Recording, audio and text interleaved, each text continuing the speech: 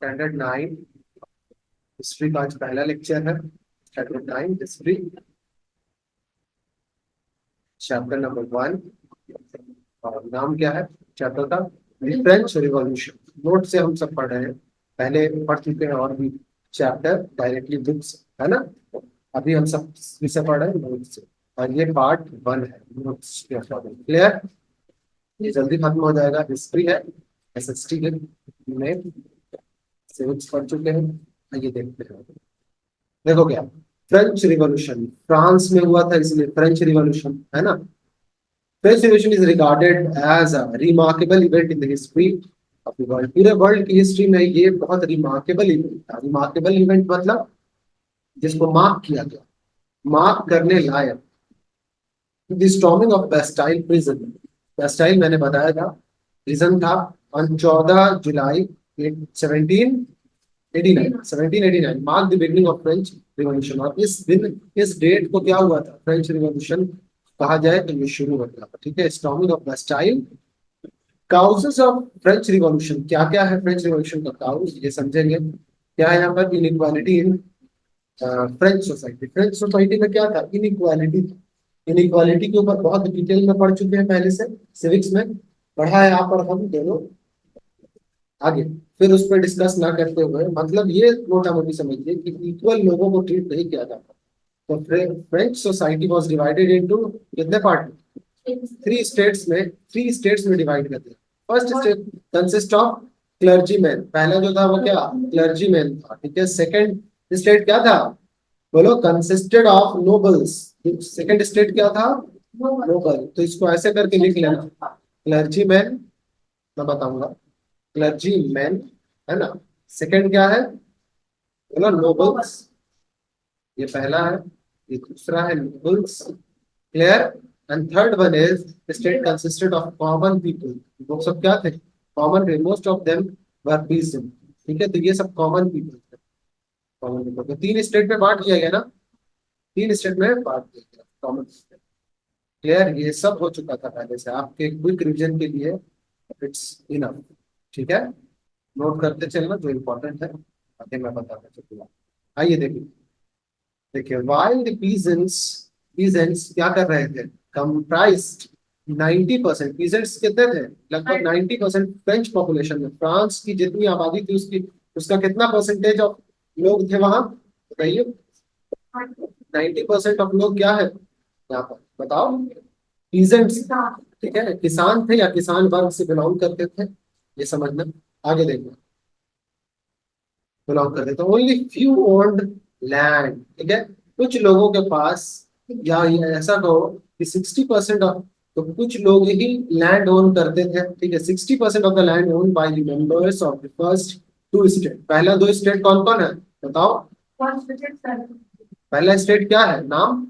Clergyman और nobles. ठीक है, तो यही दोनों ओन करते थे। 60% ऑफ फ्रांस का जो लैंड है वो 60% कौन ओन कर रहा है? पहले दो वर्ग, पहले दो स्टेट कर रहे हैं। Only the main, only of the one of the main reason why French revolution broke out, क्यों आखिर ब्रोक आउट हुआ समझना, was because only the members of the third state, ठीक है ना, paid taxes। क्योंकि थर्ड स्टेट ही क्या दे रहे थे? यहाँ ध्यान दो अकबल, यहाँ ध्यान दो। टैक्सेस सिर्फ और सिर्फ कौन दे रहा था? थर्ड स्टेट ही दे रहे थे। The members of the first and second, पहले और दूसरे स्टेट के जो लोग थे, were exempted from paying any taxes to the king। King को, राजा को कोई भी टैक्स देना नहीं था, पहले और दूसरे स्टेट के लोग। समझ में आ रही? कौन देगा टैक्स? कॉमन पीपल देंगे। मतलब जो आखिरी वाले हैं, मतलब उसमें सिर्फ पीजेंट्स ही नहीं आ जाएंगे, छोटे मोटे काम करने वाले, मतलब कॉबलर आ जाएंगे या आर्टिसन आ जाएंगे, जो छोटे छोटे काम वो भी आ जाएंगे, कॉबलर्स आ जाएंगे, ये सब आ जाएंगे। द नोबिलिटी एंड क्लर्जी, तो कह सकते हो ना, the nobility and clergy enjoyed many privileges in the French society. तो फ्रेंच के सोसाइटी में सबसे ज्यादा किसको मिल रहा है? वैल्यू किसको मिल रहा है? नोबल्स को और क्लर्जी को। क्लर्जी मैन या क्लर्जीज को, नोबिलिटी और क्लर्जी इन दोनों को मिल रहा है फ्रेंच सोसाइटी में। The nobles extracted feudal feudal, ठीक है, वो फ्यूडल एक्सट्रैक्ट, समझोगे, एक्सट्रैक्ट मीन्स होता है निचोड़। The nobles extracted feudals from around, feudal dues from the peasants. तो एक के ऊपर एक, एक के ऊपर एक, एक के ऊपर एक, ये फ्यूडलिज्म का होता है एग्जैक्ट, मैंने बताया था। तो ऐसे नहीं समझो। तो जो क्लर्जी मैन है वो सब एक्सट्रैक्ट कर रहे हैं फ्यूडल ड्यूज, मतलब वो उससे ऊपर है ना, एक के ऊपर एक, एक के ऊपर एक। तो पीजेंट सबसे ऊपर है कौन, बोलो, नोबल्स। तो ये लोग क्या कर रहे हैं, फ्यूडल ड्यूज ले रहे हैं, फ्यूडल ड्यूज टैक्स ले रहे हैं। The latter were also compelled to provide क्या, services to the noble man. ये सब क्या कर रहे हैं, the latter were expelled to provide services to the noble by working in his field। तो नोबल मैन के फील्ड में काम करके या उनके घरों में काम करके उन्हें सर्विस प्रोवाइड कर रहे हैं। मतलब उनके घर घर घर का काम होता है ना, काम वाली या काम वाला सब काम करता है, घर पर जा करके पोछा देना, झाड़ू देना, ये सब भी इसी में आ जाए। जूते पॉलिश करना, घर का खाना बनाना, ये सब काम कौन कर रहा था, यही कॉमन पीपल जो लास्ट वाले।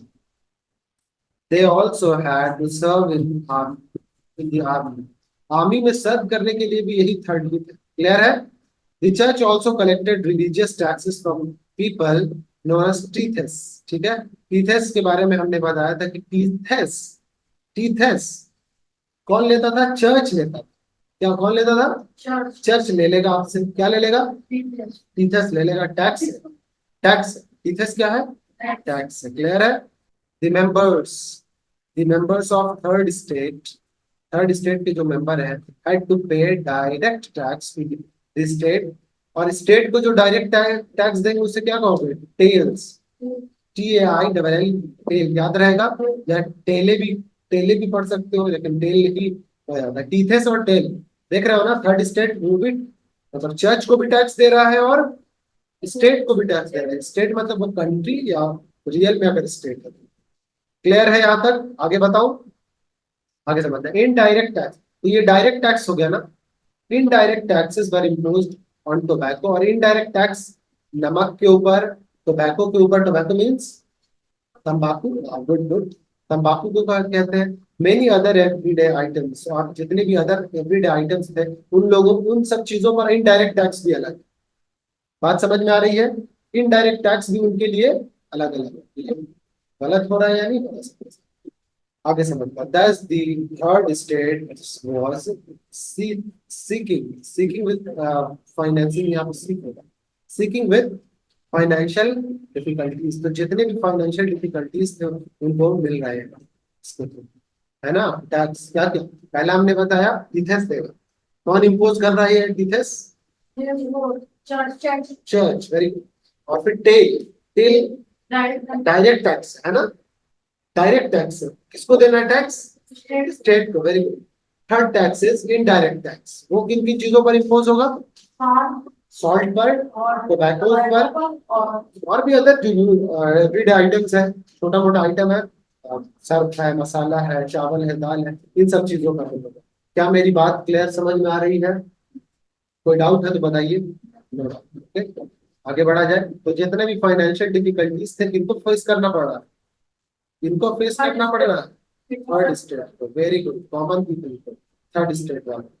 तो क्या ये इतना कॉन्सेप्ट आपको क्लियर है, इस स्ट्रक्चर को समझ जाओगे तो मोटा मोटी हर कुछ सब सारी चीज समझ जाओगे। देखो, how was French society unequal, कैसे अनइक्वल है, first first state, three state और थर्ड स्टेट, क्लियर है। पहले स्टेट में क्या आ जाएंगे, रोमन कैथोलिक क्लर्जी आ जाए, रोमन कैथोलिक ये उन लोगों का जात है क्रिश्चियंस का, तो रोमन कैथोलिक आ जाएंगे, ठीक है, क्लियर है। आगे देखना, दूसरा क्या है, सेकंड में कंसिस्टेड ऑफ नोबल, अभी बताया था नोबल्स होंगे, फिर बोलो बोलो, about 2%, 2% of the population and own 20% of the land. और ये जो है ना, ये 20% लैंड ओन कर रहे हैं, कौन, सेकंड ये नोबल, ठीक है, क्लियर। और थर्ड में आता है, क्लियर है, यहाँ ध्यान देना। दे हैड, तो ये इन सब के पास क्या होंगे, तो बॉर्गोइसी इनका नाम है, नाम शायद नहीं है, एक ग्रुप को दिया गया। तो वेल्दी जो अमीर है, मर्चेंट्स हैं, ठीक है, और क्या है, वर्कर्स, इन सब लोगों को इस ग्रुप में रखा गया है। क्लियर है? आगे देखो, सिटी वर्कर्स ये सब तो जान रहे हो, पुअर है, सर्वेंट्स लाइक कुक होंगे, और सर्टेन अटेंडेंस और ये सब जो छोटे मोटे काम वाम कर रहे हैं वो सब। ठीक है, और 80% इसमें आ जाएगा, मतलब 10%, ये सब जो था वो क्या 10%, और 80% तो किसानी है पूरा। ठीक है, और ये सिर्फ और सिर्फ कितना 2% है, कौन, नोबल्स, और क्लर्जी कितना बच गया, ये 90, ये 80%, 90%, और ये, तो ये अप्रोक्सीमेटली कितना 18% है, ये 8% है, 8% हो जाएगा। ठीक है, तो 8% ऊपर का है, पूरा 100% खत्म। तो ये little right, they had little right, देख रहे हो, उनको हक बहुत कम है, थोड़ा हक है, किसको, कॉमन पर्सन को, और little and paid half of the third, half of the there income in tax. कितना, कौन कौन टैक्स जा रहा है, टेल्स जा रहा है, ठीक है ना, टेल्स जा रहा है, और टीथेस, और ये तो डायरेक्ट, ये डायरेक्ट टैक्स बोल दूं, स्टेट को देगा, डायरेक्टली पे करेंगे। और एक और टैक्स भी इसमें है क्या, इनडायरेक्टली वाला है, तो उसको कोई नाम नहीं दिया गया, बस इतना याद रखना कि वो इनडायरेक्ट टैक्स है, और किस किस हालत में वो दिया जाएगा, वो क्लियर है। क्लियर, यहाँ तक कोई डाउट है तो बताओ, ये मैं आगे बढ़ता हूँ। कंसेप्ट इन माई ओपिनियन ये हो चुका है। रिवॉल्ट के बारे में नेक्स्ट क्लास में डिस्कस किया जाएगा। Rise of middle east, middle class, देखो राइट, मिडिल क्लास कैसे उन सबको ये सब फीलिंग होना शुरू हो गया कि हमारे साथ क्या हो रहा है, सब के सब नाइंसाफी हमारे साथ हो रहा है ना। तो there was rise and emergence of many social groups, छोटे छोटे ग्रुप्स बने हुए थे फ्रांस में। 18 सेंचुरी की बात है, 18, है ना, 18 सेंचुरी की बात है। तो दे वर ट्रेडर्स, वो ट्रेडर्स थे, बिजनेसमैन थे, लॉयर्स थे, टीचर्स थे, इन सब के अलग अलग ग्रुप बना हुआ था, है ना, सोशल ग्रुप्स कहते हैं। अभी भी हमारे यहाँ देखते नहीं हो? कुछ लेडीज है तो लेडीज अपना अपना ग्रुप बना लेती है, जेंट्स है तो वो लोग बना लेते हैं ग्रुप, और वर्कर्स है तो वर्कर्स सब बना लेते हैं अपना, क्या बनाते हैं, ग्रुप बनाते हैं अलग अलग। तो इन लोगों ने भी अपना ग्रुप बनाया, इनमें मेजोरिटी ऑफ लोग क्या थे, ट्रेडर्स थे, बिजनेसमैन थे, लॉयर्स थे, और टीचर्स थे। The traders and businessman had acquired, इन लोगों के पास पैसे बहुत ज्यादा थे, ठीक है ना, थ्रू ओवरसीज ट्रेड, और जाहिर सी बात है इन लोगों को पैसा ज्यादा रहता था, तो अलग ग्रुप में मतलब कंट्रीब्यूट भी किए ये सब। देखो, had acquired wealth through overseas trade, overseas trade मतलब क्या होता है, अपने देश से बाहर के देशों से व्यापार करना, ये क्या कहलाता है, ओवरसीज ट्रेड। बोलो तो बोलो, क्लियर। देखो, द एडमिनिस्ट्रेटिव ऑफिशियल्स जो उसमें काम कर रहे थे क्या, गवर्नमेंट के साथ, और क्या है, लॉयर्स, ये प्रशासनिक सेवक कह सकते हो, ऑफिशियल्स, टीचर्स वर एजुकेटेड, वो सब पढ़े लिखे थे या नहीं थे, पढ़े हुए थे ऑब्वियस है। Then believe that no group should be given special, और वो लोग इन चीज पर विश्वास करते थे कि किसी भी ग्रुप को क्या नहीं दिया जाएगा, प्रिविलेज नहीं दिया जाएगा, mainly on the basis of birth, कि वो जन, ये सब जनजात मिल रहा है इन लोगों की, नहीं, फर्स्ट और सेकंड ग्रुप है, इन लोगों को जनजातीय फैसिलिटीज मिल रहा है, तो ये मिलना चाहिए नहीं, नहीं मिलना चाहिए, नहीं मिलना चाहिए, तो ये लोग इसीलिए फाइट कर रहे हैं कि नहीं मिलना चाहिए। They believe that the members of the first two state should also pay the taxes, तो वो कैसे हम इन लोगों को मिलेगा, जब पहले और दूसरे भी क्या करेंगे, टैक्स देना शुरू करेंगे। अगर राजा के रिश्तेदार हो तो तुम टैक्स नहीं दोगे, वाह, ऐसा नहीं ना होना चाहिए, और ऐसा वहां हो रहा था, तो ये गलत हो रहा था, इसीलिए लोग लड़ रहे थे। आगे हम करता हूँ, क्या इतना बात क्लियर है। द मिडिल क्लास इन, तो ये सब क्या है, मिडिल क्लास कह सकते हो ना, ये सब जितने बिजनेसमैन, ट्रेडर्स, लॉयर्स, टीचर्स, ये सब क्या है, क्लियर है। वॉज इंस्पायर्ड बाय, किस चीज से, राइटिंग ऑफ सोशल थिंकर, तो जो सोशल थिंकर्स होते थे ना, क्या मतलब समझ में आता है, थिंकर्स जो पोएट होंगे या इन सब के बारे में लिखेंगे, या फिलोसफर्स होंगे, अपनी कोई फलसफा फलसफा बनाएंगे, लिखेंगे, फलसफा मीन्स वही फिलोसफी, अपना एक सोच लिखते हैं, ये सब गलत हो रहा था। तो ये सोचने वाला लिखने वाला कोई तो होगा ना, तो वो जो लिखेगा वो क्या कहलाएगा, फिलोसफर्स कहलाएंगे। क्या मेरी बात समझ में आ रही है, क्लियर क्लियर, कोई डाउट नहीं कहीं पर भी। देखो, जॉन लॉकी, ये लॉकी खाने वाला लॉकी नहीं है, एक और है जीन जैक्वेस रॉसियो, याद हो गया? दोनों नाम, ये दोनों नाम लिखिए जल्दी पेज में, लिखो लिखो, हाँ लिख लो। जॉन लॉक, पेन भी चलाते रहना है ताकि आपको सारी चीजें याद रहे। तो but two such thinkers who rejected the idea, ये दो थिंकर ऐसे थे जिन्होंने idea of divine right of the king, इन सबको क्या किया, रिजेक्ट किया। समझ में आया? Idea of divine right of the king, तो किंग को एक डिवाइन राइट मिल रहा है ना, मतलब ऊपर वाले का एक राइट मिल जा रहा है, तो इन लोगों ने Rocio propounded that the government should be based on the social contract. वो क्या होना चाहिए, सोशल कॉन्ट्रैक्ट होना चाहिए। क्या होना चाहिए? क्या मतलब सोशल कॉन्ट्रैक्ट? मतलब और क्या, drawn between the people and the government. तो ये ऐसा होना चाहिए कि ऐसा नहीं कि जो उसका मर्जी करेगा वो काम करेगा, वो इन दोनों के बीच में होना चाहिए। किन दोनों के बीच में बताइए? पीपल और गवर्नमेंट के बीच में। क्या हुआ? बोलो बोलो, नहीं डाउट। तो लोगों के बीच में और गवर्नमेंट के बीच में होना चाहिए, ये रॉसियो ने बताया। नाम याद रहेगा, रॉसियो, आसान है ना रॉसियो। आगे बताइए। मुझे एक मेकअप आर्टिस्ट रखना पड़ेगा, नहीं बाल फल मेरा बहुत खराब है। अकमल को बना देते हैं मेकअप आर्टिस्ट, है ना? जब मेरा बाल बिगड़ेगा अकमल आकर किसी का, नहीं आज जुमा है ना। क्या इतना क्लियर है? आप लिखिएगा जो मैं बोलूंगा, ठीक है? द आइडियाज ऑफ फिलोसफर्स का जो ये सब आइडिया था, वर डिस्कस्ड एवरीवेयर, हर जगह क्या होने लगा, डिस्कस होने लगा। कहाँ डिस्कस होने लगा भाई?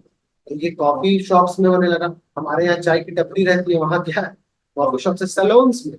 सैलून्स मतलब बाल काटने वाला, पार्लर्स में, लेडीज का भी पार्लर हो सकता है, वहां भी डिस्कस हो रहा था। And spread among the common people, और सारे कॉमन पीपल में क्या हो गई, ये सब बातें फैल गई। ठीक है कि नहीं, हमारे साथ बुरा हो रहा है। जो बड़े बड़े कौन है, कौन है बड़े बड़े, बड़े बड़े लोग हैं, पहले ग्रुप से और दूसरे ग्रुप से वो, हाँ, क्लर्जीमैन और नोबल्स, इन लोग टैक्स नहीं दे रहे हैं। ये बहुत हमारे साथ क्या है, नाइंसाफी। Inspired by these ideas people began to oppose, लोग अपोज कर रहे थे, स्पेशल प्रिविलेज नहीं देना चाहते थे, enjoyed by the members of the first and third stage. तो बहुत सारे लोग स्पेशल मतलब इसको अपोज कर रहे थे, इसलिए क्योंकि उनका अपना फायदा है था या नहीं था। क्लर्जीमैन लोगों को फायदा नहीं था, नोबल्स का फायदा था, इसलिए अपोज कर रहे थे। अपोज मैं पूछ रहा हूँ, यहाँ पे अपोज कौन कर रहा था? तो अपोज वही लोग कर रहे थे, है ना? क्लर्जीमैन और नोबल्स, या फिर हो सकता है कि क्लर्जीमैन और नोबल्स का जो लोग पैसा खा रहे थे, वो लोग कंप्लेन कर रहे थे या अपोज कर रहे थे उसके लिए। बात समझ में आ रही है? ऑब्वियस करेगा ना, अगर क्लर्जीमैन उसको पैसा दे रहा है खाने के लिए, किंग उसको पैसा दे रहा है कि नहीं हमको प्रिविलेज मिल रहा है, हमारे खिलाफ रिवॉल्यूशन नहीं करो, रिवॉल्ट मत करो। बात आ रही समझ में? अब तुम मेरे ऊपर लड़ाई ना करो इसलिए मैं तुम्हें पैसा दे रहा हूँ। क्लियर है? आगे देखो। एजुकेटेड यूथ ऑफ फ्रांस के जो एजुकेटेड यूथ थे were inspired by the right of liberty, मतलब उनको क्या चाहिए, आजादी चाहिए, और इक्वालिटी का मतलब बराबरी चाहिए और आजादी चाहिए, which were ensured in the American revolution. तो अमेरिकन रिवॉल्यूशन में जो जैसा हुआ था, जैसा अमेरिकन रिवॉल्यूशन में इंश्योर किया गया था, ठीक है, वैसा ही हमें आजादी चाहिए। क्लियर है? आगे समझते हैं। आगे क्या हुआ? when the people learned that the king was planning to further increase taxes, जब देखा कि किंग अब इतने पे बस नहीं कर रहा है, क्या कर रहा है कि हम टैक्स और बढ़ाएं, किस पर टैक्स बढ़ाएं, वही थर्ड किया, थर्ड स्टेट पर। Very good. They rose they revolt, और आखिरी में क्या हुआ, जंग होना ही होना था, जंग होना ही होना था, तो जंग होगा। तो जंग पढ़ेंगे क्या, नेक्स्ट क्लास में। क्लियर है? तो नेक्स्ट क्लास में हेडिंग दे दीजिए, ये पार्ट वन हुआ है, पार्ट टू होगा, रिवॉल्ट ब्रेक्स, कैसे रिवॉल्ट हुआ।